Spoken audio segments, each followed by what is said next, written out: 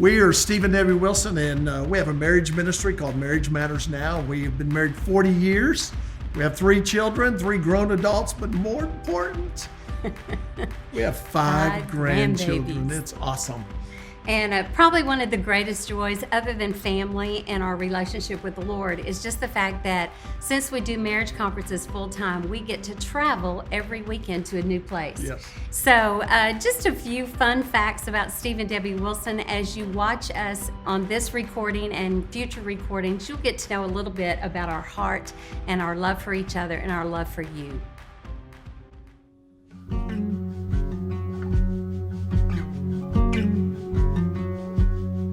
Hey guys, thank you for joining us today. The session that we're getting ready to go into is pretty intense a little bit, and we don't want you to walk away from it. But we want to walk with you through this with grace and tenderness and mercy, and we're going to talk about forgiveness, how to forgive, how to accept forgiveness, some tools to walk into the forgiveness, and to understand Jesus' forgiveness, and in that, extend forgiveness in your relationships.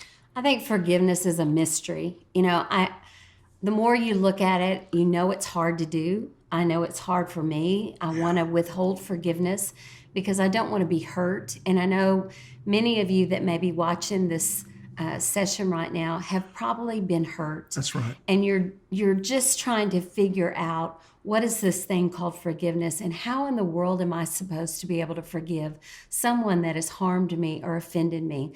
Well, the only way I know how to effectively talk about forgiveness is to constantly be reminded of what God has done for us. That's right.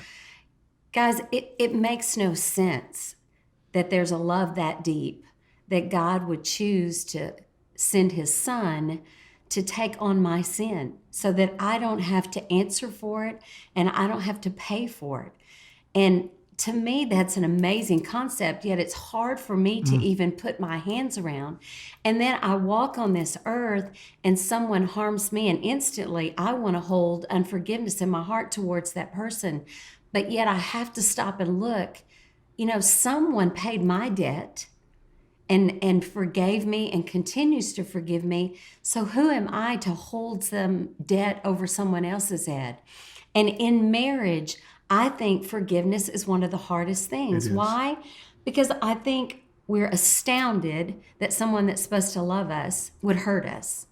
And so it multiplies the harm and the hurt. Anybody that loves you, that hurts you, is a much deeper hurt than a stranger that hurts you. That's right.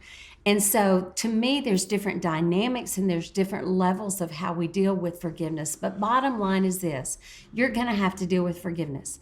One way or another in your marriage, forgiveness is going to come up and you're going to have to make a decision to choose to forgive. But to me, I'm not going to choose to forgive well until I really grasp and experience the forgiveness that has been given to me. I told Steve, I'm gonna share a story this morning that really opened my eyes, not just to forgiveness, but to grace. And to me, grace and forgiveness go hand in hand. That's right. Some of you may not really understand what grace is, and you've heard that it's undeserved merit, undeserved favor. It really is. And that is a product of grace. That's a byfactor of grace and forgiveness. And so let me just share with you, years and years ago, Steve and I got into a situation. I was an irritable person. I know some of you look at me and go, she's not irritable, that sweet girl. Well, behind closed doors is another part of us that sometimes comes out. But anyway, I was very irritable, and I know where it comes from. I could blame it on my dad. My dad was an irritable person, and I hated that about him. But before I knew it, I walked into our marriage and I brought that irritability with me. Now, I should have never married a psychologist, because when I would get irritable, Steve would always look at me and go, "What in the world is wrong with you?" Well, if you're the irritable person, the last thing you want is for somebody to say, "What's wrong with you?" Yeah. Because you want to be irritable as long as you so choose, because to me, it was a mechanism or a device to keep people at a distance. Hello. If I was irritable, I could keep people at a distance. So anyway, this went on for years and for years and for years. Steve would say, "What in the world's wrong with you?" I would never identify it. So we would just get over the hurdle and keep on going. And Debbie, and I don't want to slam her to the floor or anything, but Debbie would become irritable over something Minute. ridiculous. I mean, just small, minute things. But can I just go here with you? Sometimes we become irritable over the smallest thing, and the smallest thing is not the root of that irritability. There's something else going on in our life. And so we had hit that 12-year mark, and we were on the back side of it, working on marriage. And one Saturday, everything changed. It was a Saturday morning. I was back in the bathroom getting dressed for the day, and Steve came back there and he said, "Hey, I'm going to go run some errands. Do you need me to do anything for you while I'm gone?" I said, "Yes." "Would you go by and pick up the dry cleaning?" He said, "Sure, not a problem." So Steve leaves. He's gone for 30, 40 minutes. And when he comes back, I'm still in the back of the house. So he walks back there, and Steve is holding the dry cleaning in his hand. And this is what he said to me. He said, "Debbie, I cannot believe they charged you this much money for that dry cleaning." Now, Because we had accidentally put a golf shirt in the dry cleaning, and they dry cleaned the golf shirt. And the amount that they charged us to dry clean a golf shirt, I could buy a new golf shirt.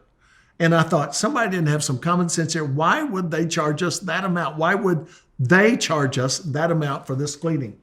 so when he made that statement, what I heard was, "Debbie, how stupid could you be to use that dry cleaners?" And so off I go on a tangent. Steve just kind of stood there for a little bit, and then he looked at me and he said, "You know what, Deb?" And I said, "What?" He said, "We're not going to leave this bathroom today until we figure out where your irritability comes from." And I thought, "No, we're not." He said, "No, I'm serious." He said, "In fact, I want you to sit down on the bathroom floor because we're not leaving this room till we figure out where your irritability is coming from." I remember plopping myself down on the floor, and my attitude was like, "Okay, big boy, you just try." And all it took was one question. Steve sat down by me and he said, "Debbie, when I said what I did about the dry cleaning," he said, "tell me what went through your head right that minute." And I immediately just began to cry. Steve is so okay with tears. I mean, he just let me cry. And I felt like I cried a long time. I know it was years of tears. That's right. There's no doubt. When I could finally talk, he goes, "Okay." He goes, "Baby, there it is. Now tell me, what is it?" And I said, "Steve, for years and years, I've been so fearful that if I failed you, if I wasn't perfect, if I didn't do everything correctly," I said, "I was fearful that you would not love me." And I said, "Because I so desperately wanted the love of my dad, and I never got it. So as a child, what I took from that is, if you're not perfect, you're not worthy enough to be loved." And Steve, he wept with me, and he said, "Debbie, I can't change what your daddy did. But he said, if it takes me the rest of my life, I'm going to prove to you that I love you more when you're not perfect than when you ever are perfect." And guys, I want you to know, at that moment, my irritability went away. It was like he gave me a gift that I had never been given. So I wanted you to hear that, because from then on, I would sit down to spend time with the Lord. And I can remember for weeks, I would sit down to spend time with the Lord, and I'd open my Bible and I would just weep, because I couldn't get over the grace that not only he extended to me for being irritable and difficult to live with for years, and then that God would put up with that.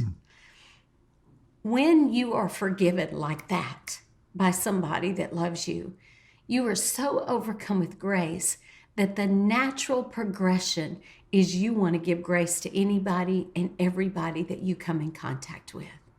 So my key here, my question here in this first session is, have you ever been forgiven for your ugliness, for something that you've done, and someone extended you forgiveness just like that No questions asked. You didn't have to pay a penalty for it. They just simply forgave you. And you were so overwhelmed with that kind of love and that kind of forgiveness that grace just washed over you to the point that you said in your heart, who am I to ever withhold grace and forgiveness from somebody else because of what has been given to me? So, and we have a statement that says, we will extend grace to people to the measure that we understand grace has been extended to us. If you understand how much grace has been extended to you, you are a grace extender. A grace giver. I know how much grace has been extended to me. I grew up in an alcoholic home. I grew up in a very negative home, and I don't deserve his love, but he loves me more than I understand. But I don't deserve her love. When she and I, when we were looking at each other, maybe to date or something like that, I thought, you know what? There's no way I could date her because I don't deserve her. But God says, you know what? You're right. Steve, you don't deserve her, but I'm going to give the greatest gift that you can. I'm going to give her to you as a husband or wife. When you understand God's grace in your life, you extend grace to people in your life.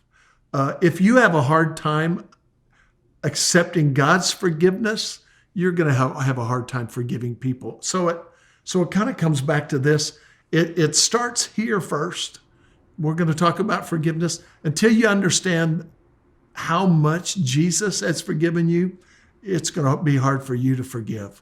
So today, maybe you need to accept Jesus' forgiveness of saying, hey, God, I know I've done this and this and this and this and this. And God goes, oh, I know.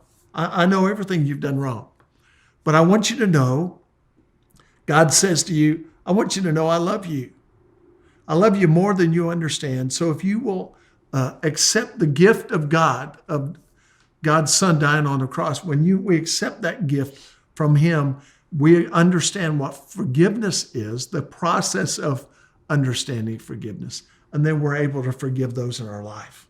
So maybe it starts with a God thing more than a person thing. Maybe.